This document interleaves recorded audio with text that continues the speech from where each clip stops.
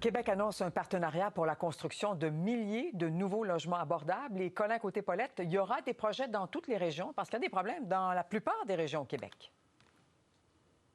Oui, c'est ce que dit la ministre de l'Habitation, André Laforêt. Elle constate que la crise du logement, ça frappe dans beaucoup de municipalités québécoises. C'est pourquoi, sur un échéancier de 5 ans, on construira 3 000 nouveaux logements abordables. C'est un investissement de 395 millions de dollars. Ce qui est intéressant ici, c'est que c'est un partenariat avec Desjardins, la CSN, la FTQ, mais aussi, on va s'inspirer d'un modèle qui se fait déjà dans l'Estrie pour une partie de ces logements abordables-là. C'est un modèle où on a un accès à la propriété grâce à des coops. Donc, c'est une forme de copropriété abordable. C'est environ à 25 en dessous du prix du marché. On peut justement écouter un des responsables du projet pilote en Estrie. Au Québec, on est en retard par rapport aux autres provinces du Canada sur le nombre de propriétaires. Juste en partant, puis le fait d'être propriétaire permet de développer un patrimoine, mais de pouvoir permettre l'accession à la propriété à travers la formule coopérative, c'est nouveau, puis dans notre cas, on trouve ça extraordinaire. Bon, alors on va suivre ça avec intérêt. Et qu'en est-il maintenant de cette mésentente entre Québec et Ottawa sur le financement de 6 000 logements sociaux à Montréal? On en parlait en début de semaine. Oui, bien écoutez, ça fait 4 ans que Québec et Ottawa négocient à propos de cette entente. C'est pour rénover un peu plus de 5 000 logements à Montréal, en construire environ 1 200.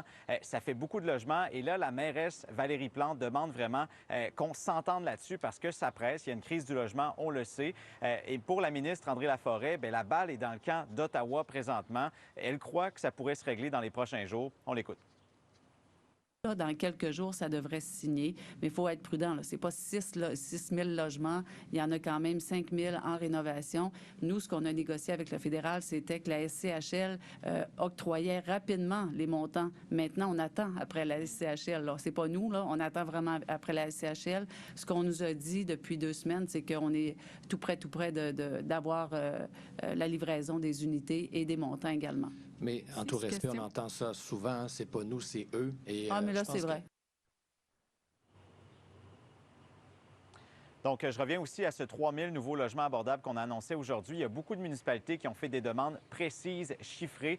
Pour l'instant, du côté de Québec, on ne veut pas s'avancer vraiment sur des chiffres précis, encore une fois, pour le nombre de logements qu'on construira dans les prochaines années, parce qu'un peu partout, on en manque. Donc, c'est à suivre, ça aussi, Brigitte. Entendu. Colin Côté-Paulette, à Québec, merci.